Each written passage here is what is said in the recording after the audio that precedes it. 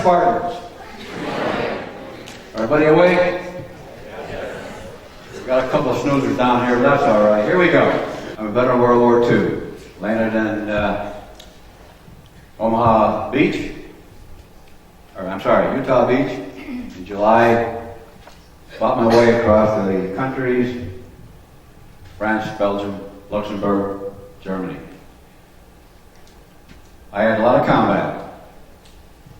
I was in Bastogne, surrounded for 7 days. No food, no water, no medicine, no ammunition.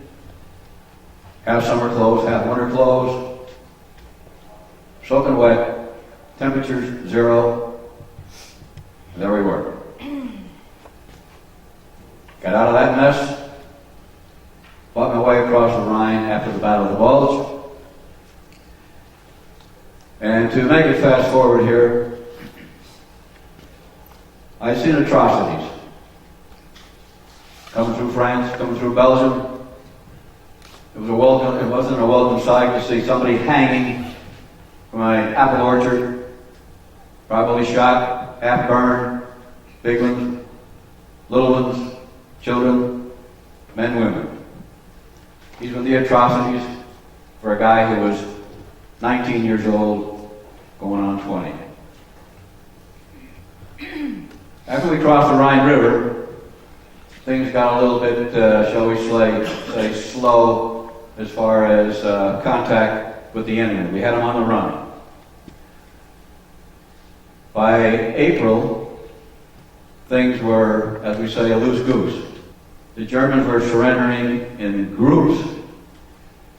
The autobahns were filled with Germans surrendering. Nobody guarding them. We knew the war was pretty well near an end. And so did the Germans. Because by April, they had so many prisoners in these war camps, their concentration camps, they didn't know what to do with them. Question: how many believe the Holocaust didn't exist? Good. How do you know? Sometimes you have to see to believe, don't you? I'm a believer, and I hope you are too. April 29th. We got up in the morning, fast forward, get in our vehicles, start down the road. Questions are, where are we going? Army answer, you know when you get there. Okay? Hurry up and wait.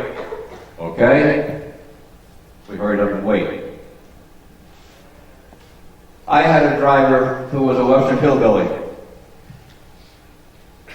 West Virginia. Smart guy. He could write his name. Yeah. Okay. We're going down the road. These guys could shoot, by the way. Maybe they couldn't read and write, but they could shoot. I was in a Jeep. Jeeps are not very high off the ground. Traveling down the road, convoy, 15, 20 mile an hour, top speed. Suddenly my boy Pennington says, do you smell something? No. What do you smell? Doesn't smell good. Okay. Pretty soon, we found out what he was talking about. Alongside the road, piled up like Lincoln logs, Lego logs, bodies alongside the road, covered with white lime, known as hot lime. El Stinko, this was it. In a matter of a couple of minutes, we crossed over a railroad track. And we're going parallel to the railroad track. We hit the jackpot. Here was the concentration camp of Dachau, and alongside the track was boxcars or gondolas, a combination, ones with the tops on, some without the tops on, loaded with bodies. These are the boxcars. Somewhere along here, another slide, here there's gondolas. There we go. That's a gondola. Full of bodies. Dead bodies, of course. If you were to look at some of them had no clothes. Skin and bones. Nothing. Zilch. Our orders were to go through those boxcars, those gondolas, and look for the SS men that were guarding the camp. The orders were nobody in the camp, nobody out of the camp. Search the cars. We searched the cars. Okay? Now we got to go in the camp. Dachau probably had now over 30,000 people. 30,000. Story has it that a few days before that, a train came in there, took out something like 30 or 40 carloads of prisoners. Dead or alive, probably dead. What do we see here? We saw the atrocities of the Holocaust. It was real. Believe me, it was real. We had to search the camp. We found dead people in the camp. We found the crematory. We found buildings where when you opened them up, given a building like this, an auditorium, in the middle of this we found what appeared to be like an Indian teepee full of bodies. Why? There was a gas tube coming down. These people were gassed. The story was they weren't gassed. They were gassed. They were gassed. They had a hydrogen cyanide. Took about 10 to 20 minutes to kill a person. Crematory took a longer time. But at least they got rid of the body, didn't they? We searched, found the crematory, and down the hall was a big auditorium.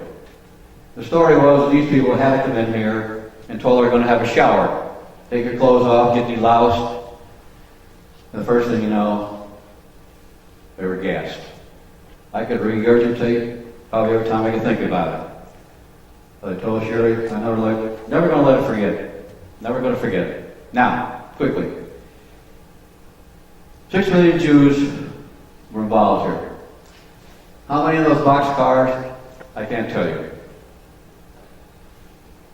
When you were in the camp, you were no longer named. They gave you a number, tattoo. And I keep asking over and over and over, who were the people in the boxcars?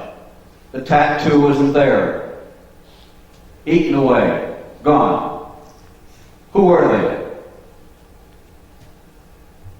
What happened to them? We say we liberated the camp. What was liberation to these people?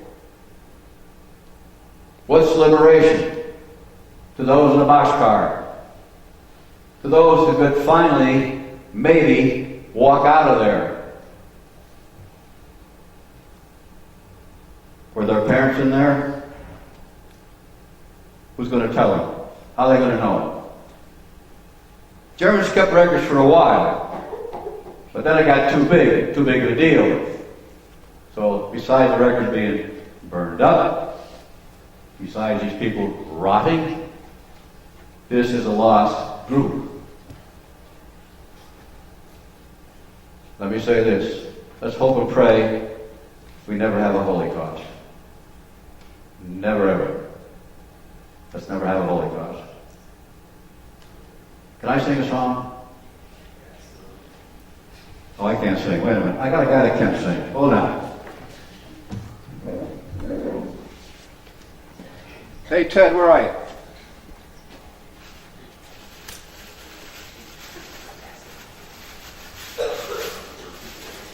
Oh, here he is. There he is. There's Ted.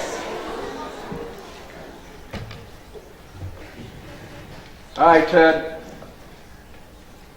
You gotta earn your keep. Here you go, man.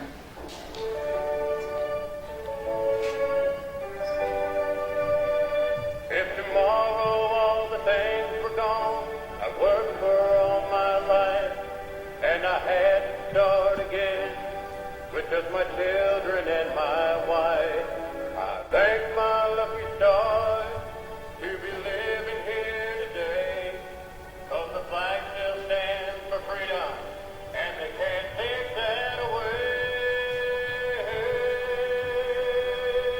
And I'm proud to be an American, where at least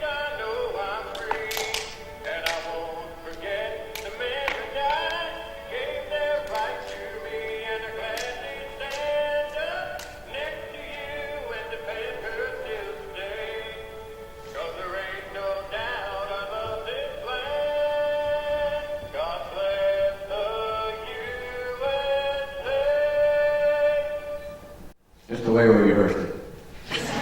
Thank you, Spartans. God bless you.